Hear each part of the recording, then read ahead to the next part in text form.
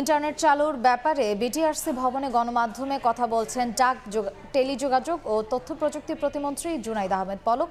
সরাসরি চলে যাচ্ছি সেখানে।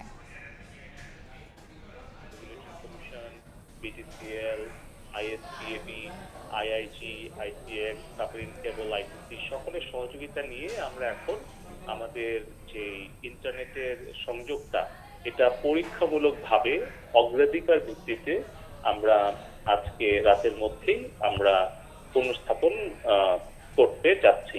তো আমি এই ঘোষণার পাশাপাশি সবাইকে আরেকটা অনুরোধ করতে চাই যে বর্তমান যে সার্বিক পরিস্থিতি সেটাকে বিবেচনায় রেখে আমাদের দেশের রাষ্ট্রের জনগণের কোনো ক্ষতি যাতে আর না হয় তার জন্য মাননীয় প্রধানমন্ত্রী জননেত্রী শেখ হাসিনার যে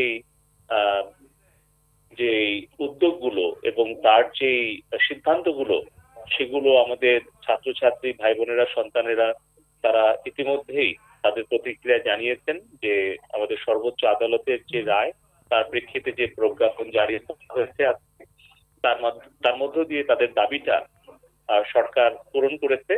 এখন আমরা চাই যে কিভাবে আমাদের সার্বিকভাবে আমাদের অর্থনৈতিক সামাজিক সকল কর্মকাণ্ড প্রশাসনিক কর্মকাণ্ড সবকিছু যাতে খুব দ্রুত স্বাভাবিক অবস্থায় ফিরে আসে।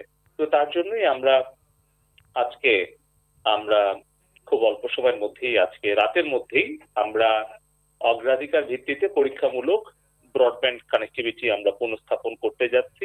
সবাই যেন তাদের অনলাইন মাধ্যমে দায়িত্বশীল আচরণ করেন, কোনো মিথ্যা গুজবে বিভ্রান্ত না হন। আমি আবারও সবাইকে অনুরোধ করব যে আমাদের যে মূলধারা গণমাধ্যম যারা গত এই এক সপ্তাহ ধরে যারা এই মিথ্যা গুজবের বিরুদ্ধে লড়াই বলবো